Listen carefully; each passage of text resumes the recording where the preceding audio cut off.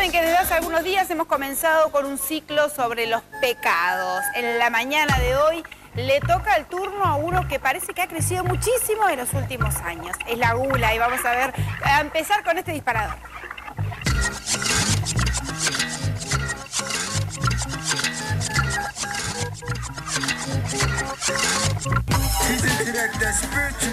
Actualmente, la gula se identifica con la glotonería, el consumo excesivo de comida y bebida.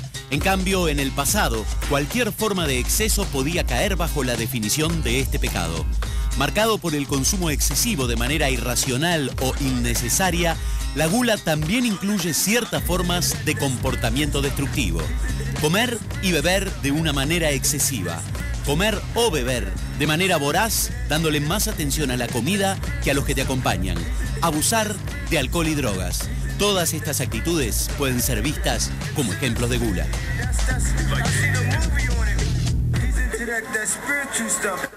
¿Será que la gula no es solo para comer y beber de más? Vamos a hablar con Henry en esta mañana precisamente de la gula. ¿Cómo estás? Muy bien, Sara. Muchas gracias. Ahí nos queda un poquito la duda. Hoy cuando hablamos de gula es el exceso de comida, de repente podría estar también el exceso de alcohol, pero básicamente el de comida. Y Sí. Veíamos en este informe que, bueno, que antiguamente en realidad cuando se hablaba de gula era exceso de cualquier cosa. Sí. Nosotros generalmente a nivel popular cuando escuchamos acerca de la gula lo relacionamos directamente con la comida y en realidad, como vos dijiste en la presentación, es tal vez el pecado dentro de los 7 pecados capitales el que más ha crecido con la historia y justamente tiene que ver con el exceso de consumos, no específicamente de consumo de alimentos. Igual también dentro de este pecado capital sí está el exceso de consumo justamente de alimentos, pero lo que se está dando muchísimo es el exceso de sustancias, ¿sí? Como por ejemplo el alcohol y las drogas también.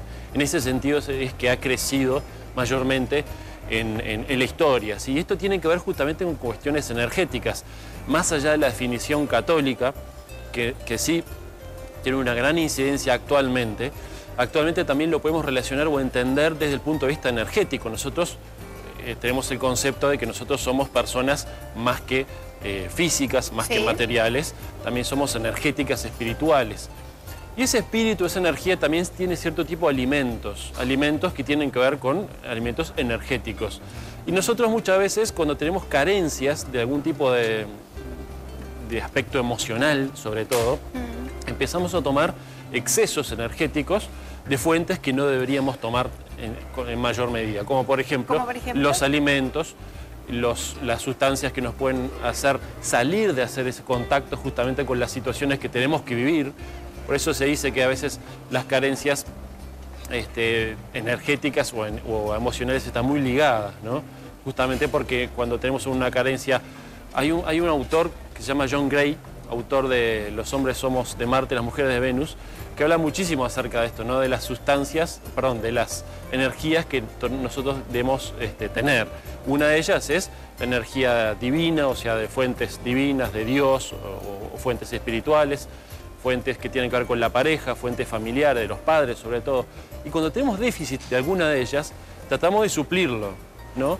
Y por ejemplo, cuando nosotros tenemos un exceso de consumo de dulces, generalmente está relacionado con carencias afectivas del nivel pareja, ¿sí?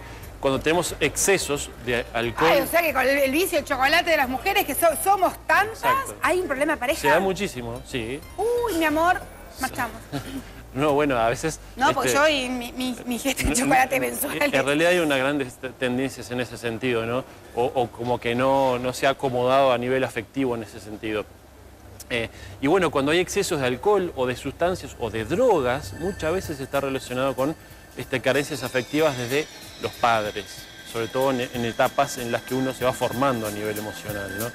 Y en ese sentido hay que tenerlo muy en cuenta. Cuando, obviamente, que si vos me decís alguien que es un alcohólico, alguien que tiene un sobrepeso impresionante porque no para de comer todo el día, está claro que, diríamos, hay un pecado de gula, ¿no? Por aquí, más allá de las causas y del poco dominio que pueda tener uno, ¿no? Sí. Porque a veces, muchas veces se habla de los pecados como algo en lo que uno realmente, racionalmente, elige. hacer, ¿no? Elige un camino o el otro y por ahí se configura ese pecado. Pero muchas veces también cuando hablamos de gente, en este caso con gula, estamos hablando de gente que no está dominando su forma de actuar, ¿no? O porque tiene una adicción, ya sea a la comida, al alcohol o a las drogas. Exacto.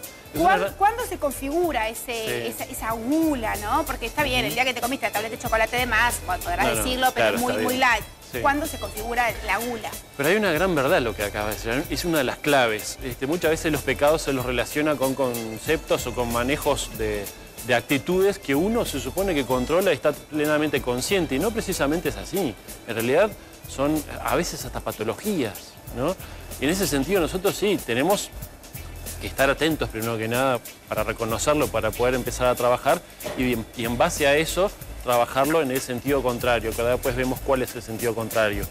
Pero en realidad, respondiendo a tu pregunta, nosotros, o tal vez el catolicismo habla de varias situaciones, ¿no? Una, cuando hay excesos, directamente exceso de alimento, más allá de lo que necesitamos. En otro sentido también se habla cuando hay un exceso más allá de nuestras posibilidades económicas, ¿sí? Cuando tenemos algún tipo de gusto específico que va más allá de nuestros alcances económicos. O también tenemos algún tipo de consumo aunque nos haga mal. Esto tiene que ver, por ejemplo, con el alcohol o las drogas, ¿sí? Directamente, o las pastillas a veces inclusive, ¿no? Que eso tiene que ver con también situaciones en las que nosotros queremos tapar, o por lo menos no hacer contacto, de la realidad. Claro, no hacer contacto con el problema. Para terminar, ¿cómo se compensa? ¿Cuál es la otra parte? El propio catolicismo nos habla de que todos los pecados capitales, que reiteramos el concepto, los pecados capitales no es que sean más graves, sino que se dice capitales porque nos hacen caer en otro tipo de situaciones también negativas o algún otro pecado también inclusive. También nos da una clave, siempre todo pecado capital tiene una virtud contraria, ¿sí? En este caso es la templanza. Fíjate una cosa, la templanza tiene que ver con aquello de templar, por ejemplo, el hierro, ¿no? El hierro se templaba antiguamente con golpes, ¿no? Cuando uno tiene cierto tipo de situaciones que pueden ser golpes en la vida, se va templando. A medida que va pasando cierto tipo de situaciones, tal vez un poco negativas, empieza a tener cierto tipo de recursos para manejar las situaciones. Entonces, en ese sentido, podemos ir haciendo en forma paulatina contacto con la realidad, no evadir tanto, y salir para que ese tipo de golpes nos vayan templando justamente y nos vayan fortaleciendo. Perfecto. Seguiremos hablando de pecados capitales en la semana que viene, Henry. Sí, yo justamente mañana voy a estar dando una conferencia a pedido de que el lunes pasado, cuando comenzamos con los 7 pecados capitales, hubo un gran interés y vamos a estar mañana haciendo una conferencia para ordenar este tipo de temas, ¿no? Divino, Henry, nos vemos la semana que viene entonces y con quienes quieran están invitados entonces a tu conferencia, tus teléfonos obviamente que están aquí en producción. Nosotros seguimos compartiendo Buen Día Uruguay y nos vamos con Leo y Ana.